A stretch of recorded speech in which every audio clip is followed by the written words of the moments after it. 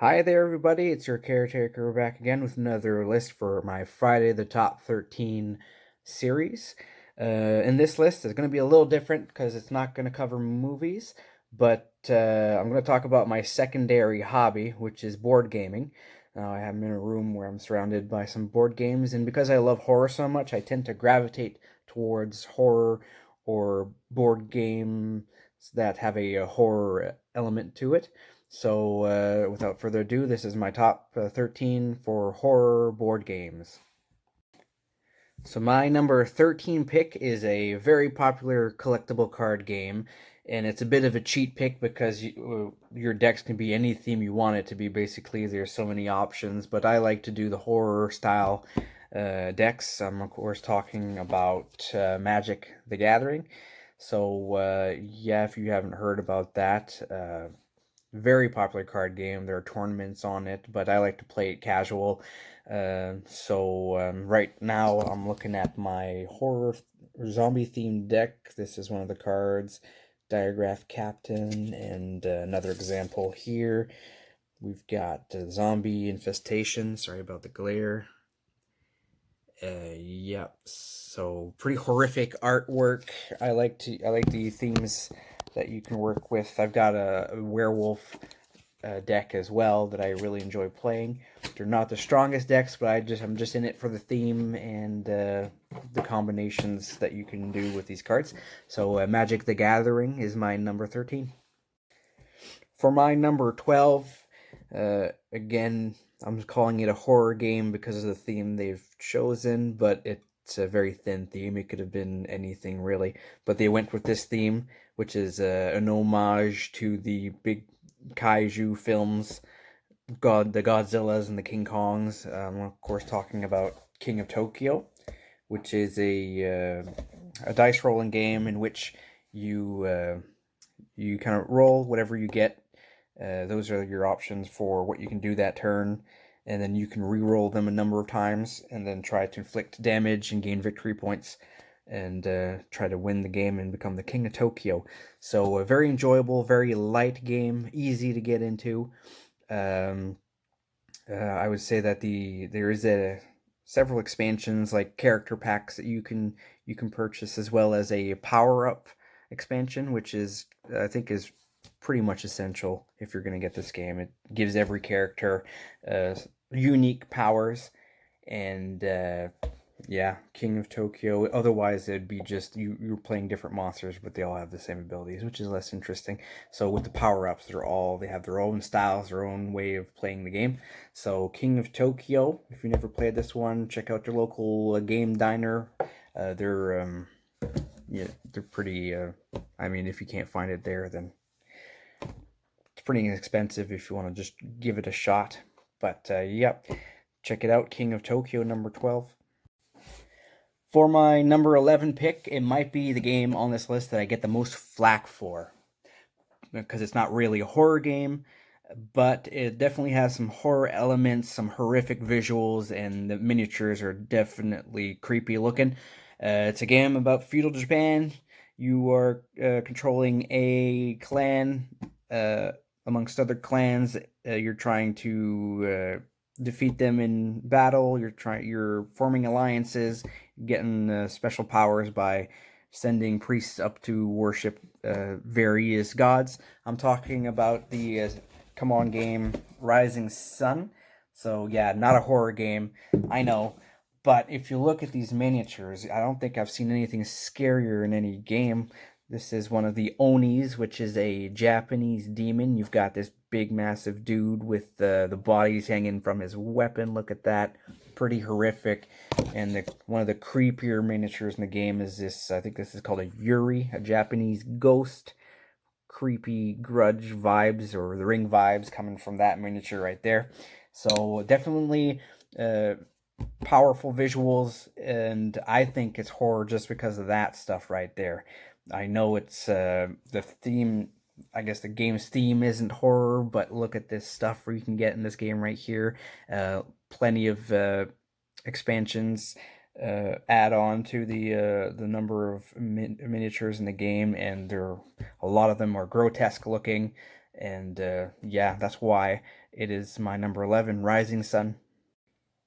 And I'd like to just add that its placement on my list here is not, it doesn't reflect how much I enjoy this game. This is just barely on I guess, it's a ranking of horror games. This isn't a horror, that's why it's not higher up on my list, but I do really enjoy this board game. It would be up there for me in my top 10 probably if it was just a top 10 board games list, but it's horror, so I'll move on to number 10.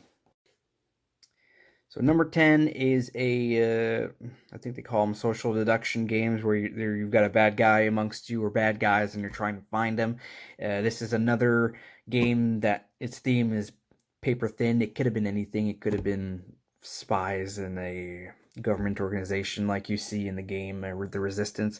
But they went with this horror theme, so that's why it makes my list. I'm talking about Ultimate Werewolf. Probably my most played party game when I'm actually having people gather, where some amongst the crowd is a werewolf. During the daytime, the villagers gather, as well as the werewolves. They gather around, they try to blame one for causing the murders in the village. That person gets lynched. If the villagers catch all the werewolves, they win. And if the werewolves survive and kill the most people at night, then they win. So a very fun game. This edition of it has plenty of different types of werewolves, types of villagers, unique powers that you can give everybody at the party. I really enjoy this one. Ultimate Werewolf, one of the most popular ones in my friend group, so check it out if you haven't played it. So my number 9 is a one versus all hidden movement type of game. Definitely not the best game in that genre, but I like it for its theme. I'm talking about a game called Last Friday, and obviously it doesn't say it outright, but this is a homage to Friday the 13th, where one person's controlling the killer. I'm going to say Jason because it's Jason. One person controls Jason, everybody else controls the villagers, or not the villagers, but the I guess the campers, or the people that work at these camps. And they're going through different scenarios in which they're trying to survive, or they're trying to catch Jason. And yeah, you can play it as a campaign. There are different scenarios you can go through if you want to play the whole thing, or you can pick whichever scenario you like or prefer, and just play it that way. Like I said, it's not the best game in that genre where you don't know where the killer is, but I love it for its theme alone. It's very Friday the 13th-esque, and you really feel it when you're playing that game. So if you like that franchise, check out Last Friday. Very enjoyable.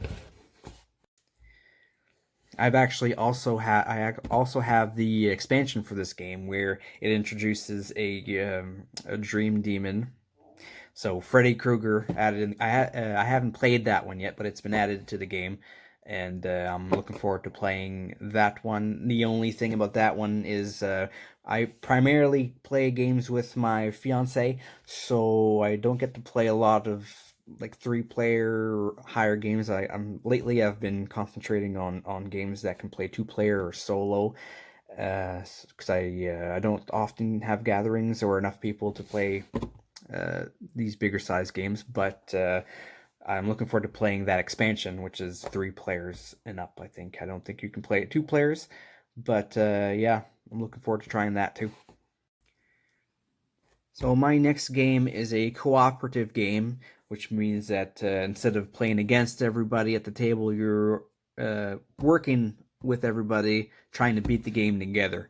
This is very probably the more, maybe with the exception of King of Tokyo, the more cartoony game in my list, but it involves a group of monks. You're playing a group of monks, and you're trying to defend your temple against an on-horde of ghosts and monsters. I'm talking about Ghost Stories. So this is a very punishing game, and that's probably why it's so low on my list. I do very much enjoy the mechanics and the gameplay of this, but because it's so difficult, so punishing, and I get so frustrated playing it, it's a little lower on my list. But I do love it nonetheless. I have all of the expansions for this game. There's 2 of them. I actually haven't played. There's an expansion that makes one person control baddies. I haven't played that one. I own it, but I haven't gotten a chance to try that one. And then there is an expansion called White Moon, which I hear is the better of the two. It just adds more stuff to the game, more monsters, and some more new items that you can use. Yeah, that one I have played, so I enjoy that one quite a bit. This is actually a game that I really enjoy to play solo. I'm not sure if I'm alone on that one, but I find a lot of entertainment playing this one by myself and trying to figure it out. And yeah, so that's my, I can't remember which number I'm at. That is Ghost Stories. So that was my number 8, actually. So my number 7 is one of the newest additions to my board game collection. I got it as a gift for Christmas last year. It's a deck building 2-player game in which you're dueling. You are playing different demonic figures, and you're fighting each other. I'm assuming for domination of, I'm not sure if it's Earth or the underworld, but you're playing you're playing demons, and you're collecting cards. There are different monsters that you can add to your deck, different items, and yeah, so it plays a lot, actually. Like, if you've played Legendary Marvel, it's got a lot of the same mechanics in that game, only it's a 1 versus 1 game. So you know how in Marvel you've got the cards that you can link together and make different combinations. This has the same thing. It has a lot of the same type of gameplay. It's a game called Terrors of London. I think it's newer, 2018. And yeah, the cards, the graphics on the cards, the visuals are very horrific. There's some examples on the box here. I don't know if you can see that very well, but you've got different beasties you can buy. They have different special abilities. So really, you're only just trying to drop your opponent's health to 0. You have a starting health around 40 HP, and every monster and everything every card you get either has special abilities. It also has attack points, and I don't know what they call it, the currency in the game, where you can buy new cards and put them in your deck, just like Marvel, if you've played that one. So yeah, if you like Marvel, I really suggest trying this out if you're into the horror theme. It's basically Marvel but horror, so that's why I really enjoy it. I love Marvel. It's probably one of my games that has the most mileage, and it shows on the board. But yeah, check that out. Check that out. Terrors of London. For my number 6, I actually don't own this one. It's a game that I've played at my local board game cafe, and I've only ever played it once, and I absolutely adored it. So I'm going to include it on this list, and I really love. I think they came out with a second edition recently, which I'd like to try out. It's a game. It's a zombie game, and it's called the Run, Fight, or Die. And so this is a game where everyone has their individual boards, little with spaces. I guess you can call them city spaces or whatever. And each of them have zombies on them, and they keep crawling closer to you, and you're trying to roll your dice for attacks. You're trying to knock them out of your spaces, and all the while you're finding survivors, which accompany your character, and they give you special powers. So very interesting. And you've got the boss monsters that come out, or the boss monster, which is an absolute pain in the neck, but a lot of fun. And this is one that I'd love to try the second edition of. I'd love to purchase it if I enjoy it, so I'm very looking forward to trying that out. So it's a game called Run, Fight, or Die. It's my number 6. And moving into my top 5 horror board games, this next one is another zombie game. And I remember when it came out, people used to call it the Walking Dead board game, because it focuses a lot on the characters rather than, and the situation that they're in, rather than the beasties that are coming out for them. It's a cooperative, semi-cooperative, with the potential for a trader in the game. It's a game called Dead of Winter. And in this game, you're playing different groups of survivors that are working together, trying to collect food, trying to collect gas, whatever is necessary to survive. And there are different scenarios or different events that pop up during the game. You're going to these different locations. You've got grocery stores, police police detachments and all sorts of locations you can go to. Fight zombies, search for the items that you require to survive to the scenario that you're playing.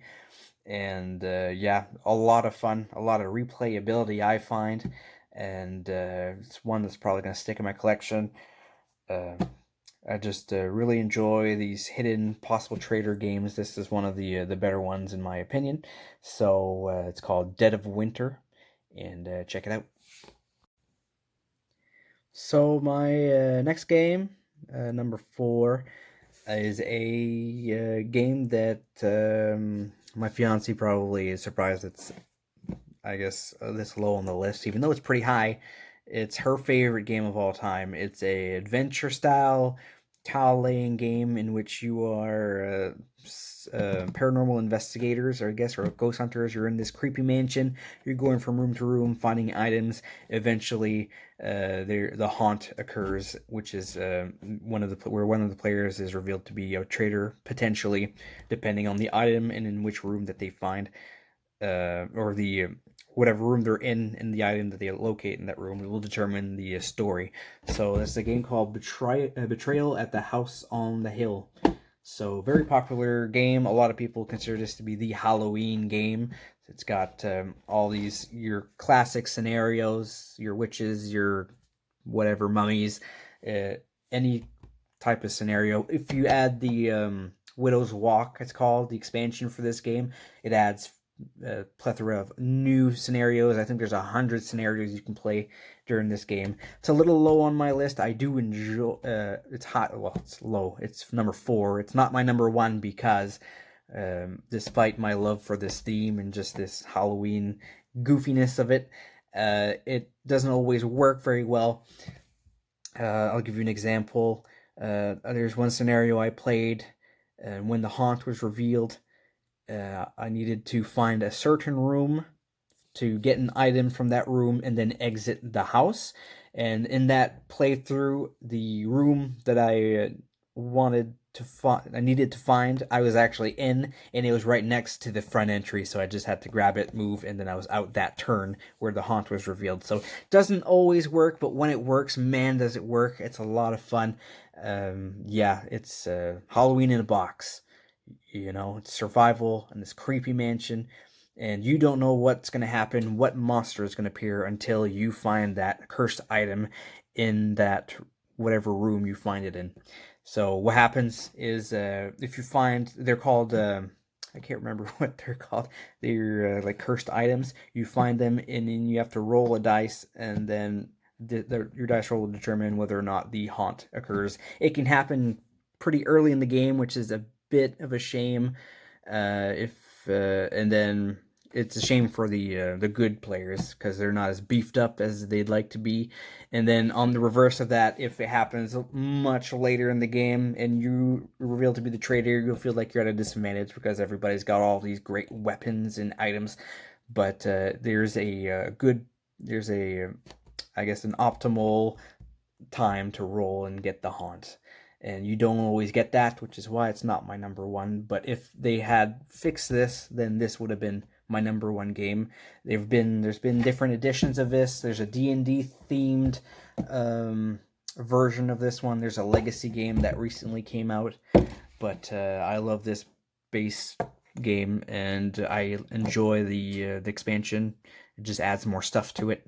So it's a Betrayal at the House on the Hill. Check it out. Okay, moving on to my top 3.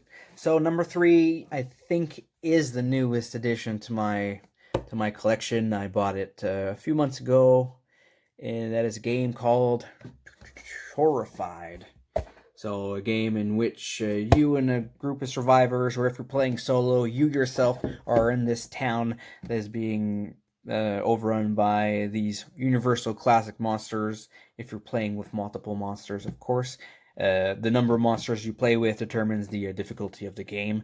So you are just traveling through this town, gathering these little tokens, which are items you need in order to defend yourself, to figure out the puzzles of the game, try to and attempt to defeat these monsters. All the while you're finding survivors, trying to lead them to their destination in the town. And if you are successful in doing that, then they'll give you a special ability, a one-time use special ability. And so it's just a lot of fun. The biggest criticism I get for this, or I've seen for this game, is that it's really difficult at the start of it, but once you defeat a monster, it gets easier and easier as the further you get. Which is kind of the reverse of what you see usually in a co-op game, where the game is supposed to get harder and harder as you go. This one starts off really difficult and then gets easier and easier, which, sure, it's... I kind of like that feeling of relief you get after you defeat the first one, because sometimes you're still close to being dead, and it's just like, okay, we got this guy. Whew, it's going to be a little easier, and then you kind of keep going from there. I enjoy that instead of this ramping up of stress.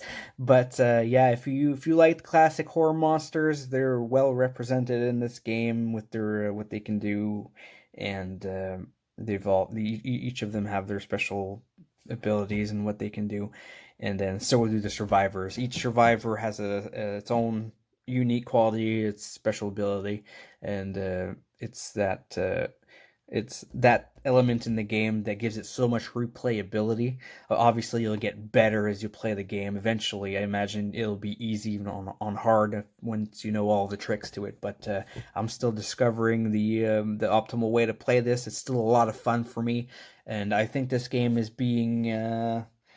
I know the Dice Tower has a lot of nominations for this game, 3 or 4 of them for some of their awards that are coming up. So if you like classic horror themes and just this cartoony monster games, that's one for you. It's called Horrified, or the full title, I think, is Universal Studios Monsters Horrified. So that's what it looks like. I love this cover. It's got the neon colors on it. You've got every monster in the game represented right here. Very cool. Enjoy it a lot. Okay, for my number 2 game, it takes place in the Lovecraftian universe of Arkham. It's a spin-off of the old Arkham Horror board game, where instead of focusing on this town, you've got the world that you're adventuring through, finding different things and fighting different monsters. It's a game called Eldritch Horror. It's probably when I got into board gaming, when I bought this was like the most, not, well, it is difficult, but the most, I guess, the game with the highest learning curve to it. It was not a light game, it's a heavier game, I find. But once you get the hang of it, of course, it's a lot of fun. You really got that adventure feel of it. Every character you play, like the other one I talked about, every character has their own special abilities, which increases their replayability of the game. This one has... I feel like there are hundreds of expansions for this game, and some of them add more characters to them, more uniqueness, more replayability, different boards even that you can play on. I don't own any expansions. I have to change that. But I love this Cthulhu universe that it takes place in. Very creepy, and your group survivors traveling the world, finding... you can find items. You've got different scenarios that pop up, and you're trying to survive those. It's very difficult. And like Ghost Stories, this is a very punishing game. I don't even know if I've ever beat it before. And I don't think I have beat it ever before, but I'm not a very smart player at this, so... But I still enjoy it quite a bit. So, like I said, I don't have any expansions. If you do own the expansions, let me know. Please comment. Tell me which ones you would consider essential, and I would love to add on to this game. But right now, just the number of stuff available for it is very daunting to me, and I'm kind of like, I'm just going to play that. But if you have a favorite one, let me know. I would love to try it. So that's my number 2, Eldritch Horror. Alright, and finally my number 1 horror-themed board game. Earlier I talked about Last Friday, in which they had a hidden movement element to it. I told you that it wasn't the best one. This one is, I believe, the best one for the horror or like horror genre. Anyway, it's called Fury of Dracula. It's another one versus all hidden movement game in which the bad guy is playing Dracula, and everybody else is playing one of the characters from the Dracula story, whether it be Van Helsing or the Doctor. You've got these different characters that have different abilities as well, and you don't know where Dracula is. He can be anywhere on this European map, and you're has the good guys. You're going from town to town, gathering items, weapons, trying to find clues on where Dracula is, and then once you do locate him, you have an epic fight. There's this really neat like day cycle in which if you're fighting Dracula during the daytime, he's much weaker. If you're fighting him at night, it's a lot more dangerous. And just these cool little things that I've never seen before in a board game, which makes it really, really interesting. I often play Dracula, and I love to do so just because I've played it the more times. I think Dracula is the more complex character, or the way up to play him is a lot more difficult. It's heavier, I guess, as opposed to if you're playing one of the good guys where you're just traveling, gathering stuff. Dracula, you've got special abilities you can use, and it's you have to pick the right time to use them. You're laying down these cards, which are clues, and you're laying down. You're leaving behind henchmen and stuff like that to fight them. So it's a lot more complex to play Dracula, but I really enjoy doing that. And just because a lot of the times when I'm playing this game, it's either with people who haven't played it in a long time or they're brand new to it. So I feel more comfortable with them playing the villagers or the good guys in this case. So that's Fury of Dracula. Absolutely love this game. It's one that's going to stick around for me. I don't know how you can top this in terms of the mechanics that I've talked about. So, Fury of Dracula is my number one. Let me know what board games you enjoy if they have a horror theme to them. There's a lot of heavy hitters in that genre that they're not on my list because I've never played them before, and they'd likely make my list if I had. There's a lot of the Cthulhu style games I haven't played. I've seen gameplay videos of Mansions of Madness, and on honesty, if I did play that game, it might be my number one because it looks really, really cool, really creepy. Like Betrayal at the House on the Hill, you're in this mansion going tile to tile lane game, and then different monsters and pop out in different scenarios. I think it's a lot richer story than Betrayal at House on the Hill. That's why I'd love to try that one. But other than that, the Arkham card game I haven't tried. I'd love to try that one. I'm really looking into solo gaming nowadays, just as a time killer with the pandemic and all that, just to play something to keep me busy. Anyway, so that's my top 13. Let me know if you agree, games you would add, and I'll check you on the next list. I'm hoping that one will be the 40s, the top 13 films of the 40s, the horror films of the 40s rather. And I'm a little behind. I haven't kept up really on I take the movies, I kind of make myself a schedule. I'm gonna watch these by this date, and I'm behind. So like every time I do this, I'm behind. So I'm still working on it, but hope you enjoyed the list. I'll see you in the next one. Later.